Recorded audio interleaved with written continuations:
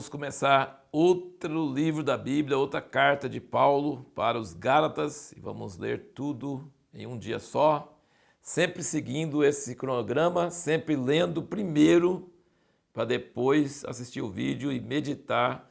Claro que a gente não consegue esgotar os assuntos, são muitos assuntos, mas pelo menos caminhando por esses capítulos e pensando nos pontos altos, ressaltando algumas coisas.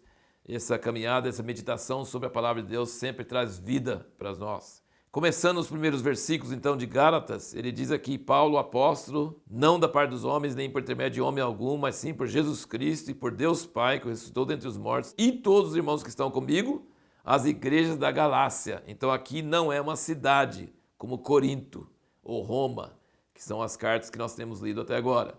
Aqui não é uma cidade, aqui é uma região, Galácia. É como se fosse um estado nosso, São Paulo, que era uma província de Roma. E fica na Turquia moderna. Todas as cidades ali eram na Galácia. E ele escrevia em nome dele e de toda a equipe que está com ele. Ele fala: todos os irmãos que estão comigo, as igrejas da Galácia. O principal motivo dessa carta é que Paulo estava combatendo irmãos judeus que subiram de Jerusalém para essas igrejas recém-nascidas que ele e Barnabé tinham pregado, tinham levantado em cada cidade, e estavam dizendo que os irmãos não podiam só crer em Jesus e ser batizados, que eles teriam que ser circuncidados e teriam que guardar o sábado e a lei.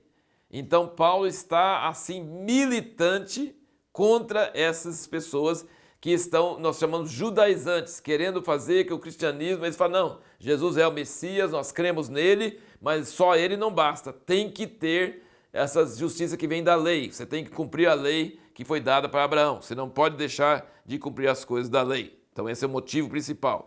E ele usa frases muito fortes, vamos ler alguma dessas frases aqui, ó.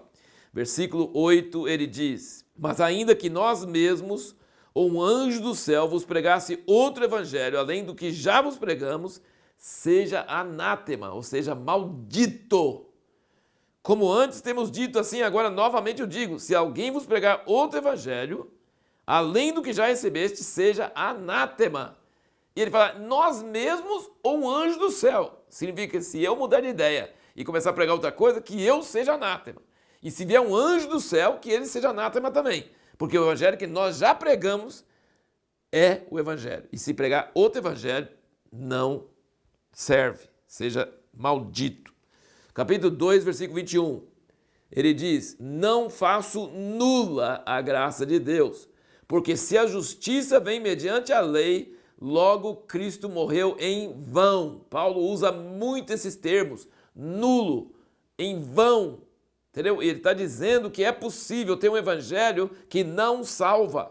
Nós precisamos prestar muita atenção que quase todas as cartas de Paulo estão escritas para pessoas que ele estava preocupado, que eles estavam deixando o evangelho que ele tinha pregado, que era o evangelho puro e verdadeiro, e estavam acrescentando coisas ou tirando coisas. E ele falou: se vocês fizerem isso, é nulo, vocês perderam. Cristo morreu em vão. O capítulo 5, versículo 2. Eis que eu, Paulo, vos digo, olha, eis que eu, Paulo, vos digo, que se vos deixar de circuncidar, Cristo de nada vos aproveitará. Ele não está dizendo: pode circuncidar, não. Ele fala: se vocês se deixarem de circuncidar, Cristo de nada vos aproveitará. Versículo 3. De novo testifica todo homem que se deixa circuncidar, que está obrigado a guardar toda a lei. E aí o versículo 4 é contundente. Separados estáis de Cristo, vós os que vos justificais pela lei, da graça decaístes. É muito forte. Versículo 11. Eu, porém, irmão, se é que prego ainda a circuncisão, por que ainda sou perseguido? Nesse caso, o escândalo da cruz estaria aniquilado. Agora, olha o que ele fala aqui, ó. Versículo 12. Oxalá se mutilasse aqueles que vos andam inquietando. Ele quer que mutile as pessoas que estão inquietando ele. Bom, a circuncisão é um tipo de uma mutilação, né? É corte de um pedaço da carne. Então ele fala assim: oxalá que cortasse a carne deles, né?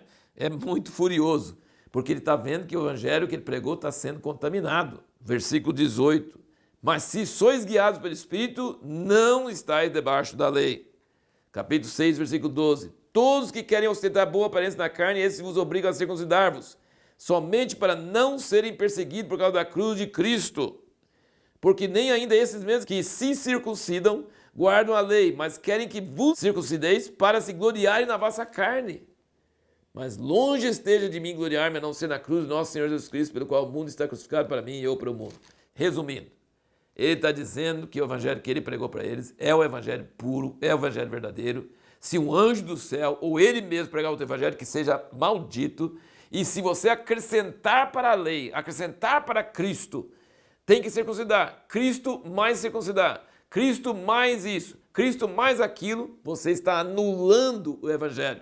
Se o evangelho for misturado com alguma coisa, ele é anulado, sabe?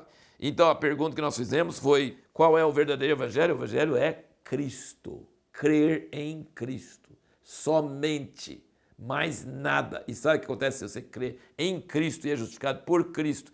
E você olha para Ele, você vai receber o Espírito Santo. E o Espírito Santo vai levar você a fazer coisas que aqueles que tentam cumprir a lei não conseguem. Ele fala assim, eles se circuncidam, mas eles mesmos não guardam a lei. Eles mesmos não guardam a lei. Como? Então, assim, eles só querem que você não seja perseguido. Porque quem mais perseguir é os judeus. E ele fala, eu sou perseguido porque eu falo que não precisa circuncidar, porque é Cristo que salva e não a circuncisão. Só que Paulo não falava para os judeus não circuncidar seus filhos. Os judeus deviam circuncidar seus filhos, senão ia deixar de ter uma nação de Israel. Ele estava falando para os gálatas, para os gentios. Vocês não precisam se tornar judeus para serem salvos. Vocês só precisam crer em Jesus e receber o Espírito. E ele diz que o evangelho que ele recebeu aqui nos primeiros capítulos, ele fala, o evangelho que eu recebi, eu não recebi de homens, recebi diretamente do céu. Deus me revelou esse evangelho, e aí eu subi para Jerusalém e conferi com os apóstolos, Pedro, Tiago e João, e eles confirmaram que o que eu recebi do céu é o evangelho verdadeiro, é o evangelho correto. E porque se eles não confirmassem, toda a minha pregação seria em vão. Ele fala no versículo 2 do capítulo 2, ele diz, subi devido a uma revelação, ele expôs o evangelho que prego entre os gentios, mas em particular os que eram de destaque, para que de algum modo não estivesse correndo ou não tivesse corrido em vão. Mas eles confirmaram o evangelho que Paulo pregava. Então ele falou assim, eu recebi do céu, não recebi de homens, mas eu conferi com os homens que Jesus deixou e eles confirmaram que a palavra que eu tinha era uma palavra vinda de Deus. E aqui em Gálatas é um resumo, Romanos é bem maior, mas Gálatas é um resumo do mesmo assunto. Que ele fala aqui claramente, aqui, a partir do capítulo 3, ele fala que a graça de Jesus veio antes da lei, veio para Abraão. Ele diz que a primeira pessoa que ouviu o evangelho foi Abraão. Aqui no versículo 8, 3, ele diz, ora, a Escritura, prevendo que Deus havia de justificar pela fé os gentios, anunciou previamente a boa nova, o Evangelho, a Abraão. E ele vai provando pelas Escrituras do Velho Testamento que a graça de Jesus Cristo já estava prevista no Velho Testamento. Ele usa as Escrituras para provar. E diz que a lei veio depois como um tutor para guardar o povo e para preparar o povo para receber o Evangelho e o Espírito Santo.